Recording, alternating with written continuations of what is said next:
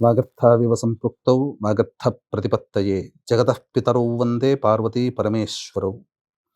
ఆదిత్యాయ చ సోమాయ మంగళాయ బుధాయ చ గురుశుక్ర శనిభ్యశ్చ రాహవే కేతవే నమః.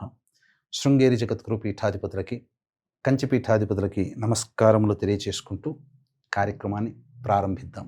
శని త్రయోదశి అయితే 27వ తారీఖు జూన్ నెలలో వస్తున్నటువంటిది శని త్రయోదశి. ఈ రోజున ప్రధానంగా ఎందుకు ఇంత గొప్పగా శనికి సంబంధించినదిగా చెప్పుకుంటారు అనంటే, గత జన్మలలో చేసినటువంటి కర్మదోష ప్రభావాలని కష్టాల రూపంలో అనుభవింపచేసే అధికారము శని భగవాని చేతిలో ఉంటుంది. ఈ కష్టాలని కష్టపడుతూ చేసేదానికంటే ఆ కష్టాలని అధిగమించే విధంగా ఆ కష్ట బాధలు మనకు తెలియకుండా దైవానుగ్రహంతో ఆ కష్టాలని దాటవేయగలిగేటువంటి శక్తి ఈ యొక్క శనిగ్రహ ఆరాధన వల్ల కలుగుతుందని చెప్పవచ్చు. అంటే మీకు ఉదాహరణకు తెలియచేస్తానండి, వీక్షించేటువంటి ప్రేక్షకులు కూడా గమనించాల్సినటువంటిది. మనం ఎండాకాలమైనా వర్షాకాలమైనా మన ఇంటి నుంచి బస్టాండ్కి వెళ్ళి పని చేసుకోవాలి. సాధారణంగా మనం వెళితే ఎండకు ఎండుతూ వానకి తడుస్తూ మన పని చేసుకొని వస్తాం. కానీ దైవానుగ్రహాన్ని పొందినటువంటి వ్యక్తికి దైవానుగ్రహం అంటే ఎలా ఉండాలి అంటే, ఆ కష్టం కూడా కష్టం విలువ తెలియకుండా మనకు పని జరిగిపోతుంది. ఎలా మీకు తెలియచేస్తాను. ఇదే బస్టాండ్ దగ్గరికి వెళ్ళాలనుకున్నప్పుడు ఒక గొడుగు పట్టుకొనో, లేదా రెయిన్ కోట్ వేసుకొనో, లేదా కారులో వెళ్ళి మన పని చేసుకొని వస్తాం.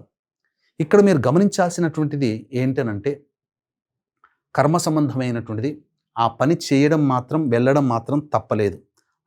అక్కడికి వెళ్ళడానికి మనం కష్టపడాలి. ఇక్కడ కష్టం ఏమీ తగ్గలేదండి, పని ఏమీ తగ్గలేదు. కానీ ఎండలో గొడుగు, వానలో రెయిన్ కోటు లేదా కారు, ఇవి సమకూరడం వల్ల ఆ కష్టాన్ని మనం అధిగమించగలిగే శక్తిని మనం పొంది ఉన్నాం. ఇదే దైవానుగ్రహం అంటే. కాబట్టి ప్రధానంగా గత జన్మలలో చేసినటువంటి పాపకర్మలకి సాక్షిభూతుడు, పుణ్యకర్మలకి కూడా సూర్య భగవానుడు. ఈ జన్మలలో అనుభవించాలి అనంటే పాపకర్మలకి ఈ యొక్క కర్మల్ని అనుభవించే అధికారము శని భగవాని చేతిలో ఉంటుంది. ధనము రావాలన్నా ధనం పోవాలన్నా, ఆరోగ్యం రావాలన్నా ఆరోగ్యం పోవాలన్నా, అన్ని సమస్తమైనవి కూడా శని యొక్క చేతిలో ఉంటాయి. అందుకనే మీకు గమనించుకుంటే, ఏలిన నాటి శని ప్రభావం జరుగుతున్నప్పుడే స్వర్గీయ నందమూరి తారక రామారావు గారు పార్టీ పెట్టడం, 6 నెలల్లోనే విజయకేతనం ఎగరేసి సీఎం పదవి బాధ్యతల్ని పొందడం జరిగింది. అంటే మీరు ఆలోచించండి, శని యోగించాడు కదా, ఏలినాటి శని ప్రభావం కదా, కష్టాలు పడ్డాడా? బర్తరఫ్ అయినా మళ్ళీ తిరిగి అదే ఏలినాటి శని ప్రభావంలో మళ్ళీ తిరిగి పదవిని రెండోసారి కూడా దక్కించుకోగలిగాడు. అంత గొప్ప శక్తిని ఇస్తుంది శని భగవానుడు. అదే పాపకర్మలు చేసిన ప్రభావం వలన మనిషి ఇబ్బందులు పడతాడు. అటువంటి సందర్భంగా ఆ యొక్క శని యొక్క ప్రభావాన్ని తగ్గించడం కోసం కొన్ని పుణ్యతిథులు చెప్పబడ్డాయి. అందులో శనికి ప్రత్యేకముగా త్రయోదశి తిథి అనేటువంటిది ఉంది. ఈ త్రయోదశి తిథి వివరిస్తాను మీకు. త్రిమూర్తులలో సృష్టి స్థితి లయకారకాలలో లయకారకుడు పరమేశ్వరుడు. ఏది జరగాలన్నా, ఏది జరగకూడదన్నా అన్నీ ఈశ్వరుని ఆజ్ఞ మేరకే జరుగుతాయి. ఈ కార్యక్రమాన్ని మీరు వీక్షించాలన్నా, ఈ కార్యక్రమాన్ని నేను చేయాలన్నా ఆ పరమేశ్వరుని యొక్క ఆజ్ఞ మేర. అంతేకాకుండా ప్రధానంగా త్రయోదశి తిథి రుద్రునికి సంబంధించింది. శనివారం అనేటువంటిది శని భగవానికి సంబంధించినటువంటిది. ఈ రెండూ కలిసినటువంటి ప్రదోషకాల సమయానికి కూడా ఈ తిథి ఉంటే శని త్రయోదశి పర్వణి పుణ్యకాలము. ఈ జ్యేష్ఠమాసము శుక్లపక్షము పౌర్ణమి ముందు వచ్చే శని త్రయోదశి జూన్ 27వ తారీఖు రోజున వస్తుంది కదా.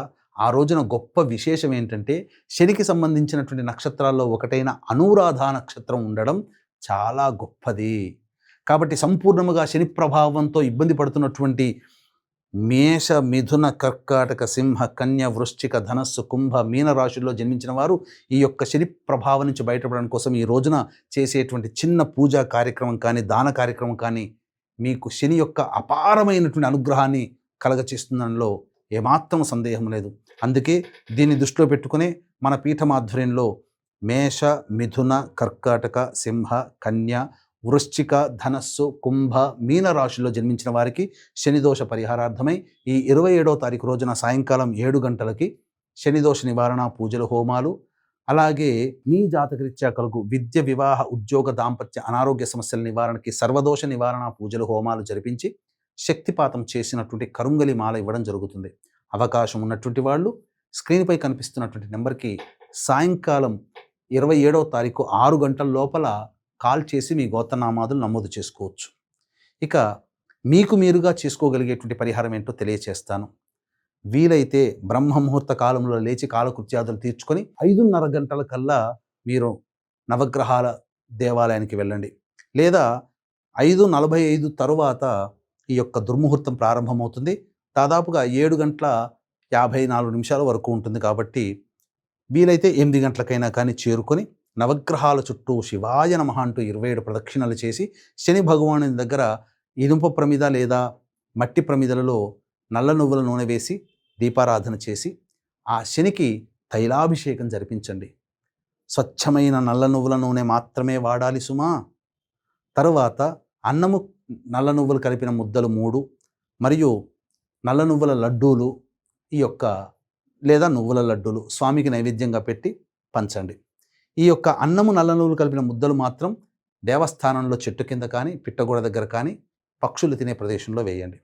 ఇక తదనంతరం ఆ యొక్క రావి చెట్టు దగ్గరికి వెళ్ళి దగ్గరలో ఉన్నటువంటి రావి చెట్టు చుట్టూ కూడా నారాయణాయ నమః అంటూ లేదా శివాయ నమః అంటూ ప్రదక్షిణలు చేసి తదనంతరం పడమర వైపున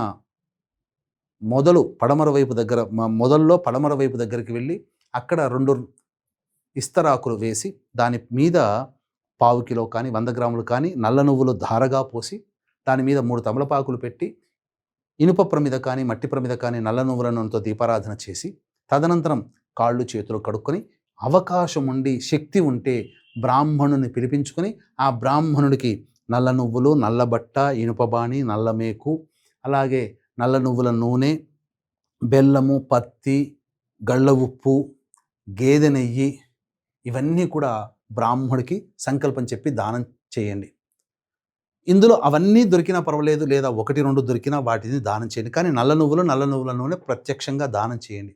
ఈ విధంగా చేయడం వల్ల సమస్తమైనటువంటి శనిదోష బాధలు తొలగిపోతాయి. ముఖ్యంగా శని ప్రభావం వలన అనారోగ్య సమస్యలు వస్తాయి, డబ్బుకి లోటు ఏర్పడుతుంది, రాని బాకీలు వసూలు కావు, అప్పులు ఇచ్చిన వాళ్ళు తిరిగి ఇవ్వలేరు. అలాగే ప్రతిరోజు దినదిన గండం నూరేళ్ల ఆయుష్ అన్నట్టుగా అనవసరంగా పదవి యోగాన్ని కోల్పోతారు, నిరుద్యోగం ఏర్పడుతుంది. ఇలా 1-2 చికాకుతో కూడుకున్న జీవితం. ఇంట్లోనైనా సంతోషంగా ఉంటారంటే ఇంట్లో కూడా సంతోషంగా ఉండలేరు. అలాగే బయటైనా గౌరవం ఉంటుందంటే గౌరవ మర్యాదలకు ఇబ్బంది కలుగుతుంటుంది. ఒక రకంగా చెప్పాలంటే చాలా ఇబ్బందికర పరిస్థితులు ఈ యొక్క శని ప్రభావం ఉన్నటువంటి రాశుల వారికి ఏర్పడబోతుంది. కాబట్టి ఈ చెప్పినటువంటి విధంగా ఆచరించండి. మధ్యాహ్నం 12:45 నుంచి 1:45 వరకు కూడా ఈ యొక్క శనిహోర ఉంటుంది. ఈ శనిహోర సమయంలో మానసిక శారీరక వికలాంగులకి తినే పదార్థాలు బహుమతులు ఇచ్చి సంతోషపరచండి. పారిశుద్ధ్య కార్మికులకి కిచెన్ సామాను కొనిపెట్టండి, లేదా 10 రూపాయలు తాగడానికి ఛాయ్ తాగడానికి వాళ్ళకి ఇవ్వండి, సంతోషంగా ఉంటుంది. ఇక సాయంకాల ప్రదోషకాల సమయం వరకు కూడా నిద్రపోకుండా ఉండి ప్రదోషకాల సమయంలో కాళ్ళు చేతులు మొహము నోరు నింట 3 పుక్కిలించి ఉమ్మేసి తదనంతరం దేవాలయానికి చేరుకొని పరమేశ్వరునికి అర్చన చేయించుకోండి. నీలిరంగు పుష్పాలు, నీలిరంగు శంకు పుష్పాలతో అర్చన చేయడం. అవకాశం ఉంటే ప్రదోషకాల సమయంలో బాహ్య దేవాలయం కనుక ఉంటే ఆ సమయంలో శివలింగానికి కానీ కాలభైరవుడికి కానీ నల్ల నువ్వుల నూనెతో లేదా ఆవ నూనెతో ఈశ్వరుడికి అభిషేకము, కాలభైరవునికి అభిషేకం జరిపించి ఈ విధంగా చెప్పిన విధంగా అర్చన చేయండి. సాయంకాలం చంద్రదర్శనం చేసుకొని భోజనం చేయండి. ఈ విధంగా ఎవరైతే నియమాన్ని పాటిస్తారో వాళ్ళకి తప్పకుండా ఆ శని యొక్క ప్రభావం ఉంటుంది. మళ్ళీ చెప్తున్నాను, శని యొక్క ప్రభావం ఉన్నటువంటి రాశులు మేష, మిథున, కర్కాటక, సింహ, కన్య, వృశ్చిక, ధనస్సు, కుంభ, మీన రాశులు. ఈ రాశి వాళ్ళకి ఉంటుంది. శని నక్షత్రాలైనటువంటి పుష్యమి, అనురాధ, ఉత్తరాభాద్ర నక్షత్రాల్లో జన్మించిన వాళ్ళు, శని దశ, శని అంతర్దశ జరుగుతున్నటువంటి వాళ్ళు, ఇనుము సంబంధమైనటువంటి వ్యాపారం చేస్తున్న వాళ్ళు, ఇనుము సంబంధమైనటువంటి వృత్తుల్లో ఉన్నటువంటి వాళ్ళు, అలాగే ఏసీ కూలర్స్కి సంబంధించినటువంటి వాళ్ళు, తోలు పరిశ్రమలతో పనిచేసేటువంటి వాళ్ళు, అలాగే పాతకాలపు వస్తువులు అమ్ముకునేటువంటి వాళ్ళు, వీళ్ళందరూ కూడా ఈ యొక్క వృత్తిలోకి వస్తారు. కాబట్టి సేవకా వృత్తి చేసుకునేటువంటి వాళ్ళు వీళ్ళు కూడా ఈ వృత్తిలోకి వస్తారు. కాబట్టి వీళ్ళందరూ కూడా ఈ విధంగా పరిహారాలు చేసుకోవచ్చు. లేదా అవకాశం ఉంటే మంత్ర పరిహారంలో భాగంగా సశాస్త్రీయంగా మన పీఠమాధ్వర్యంలో శనిదోష నివారణ పూజల హోమాలు 27వ తారీఖు రోజున సాయంకాలం 7 గంటలకి ప్రారంభమవుతాయి. కాబట్టి 27వ తారీఖు సాయంత్రం 6 గంటల లోపల మీ గోత్రనామాదులు కనిపించే నెంబర్కి కాంటాక్ట్ చేసి నమోదు చేసుకోవచ్చు. ఈ విధంగా చేసుకోవడం ద్వారా అపారమైనటువంటి శని యొక్క అనుగ్రహాన్ని పొంది మీరు కష్టాల కడిలలో ఉన్నటువంటి వాళ్ళకి ఆ యొక్క మార్గం సుగమమవుతుంది. ఆనందకరమైనటువంటి జీవితాన్ని పొందుతారు. కొంత ప్రశాంతత, కొంత పనులలో అభివృద్ధి, కాస్త సంతోషంతో కూడుకున్న జీవన విధానం మీకు లభిస్తుంది అని చెప్పడంలో ఏమాత్రం సందేహం లేదని తెలియచేస్తూ, సర్వం శ్రీ ఉమామహేశ్వర పరబ్రహ్మార్పణమస్తు.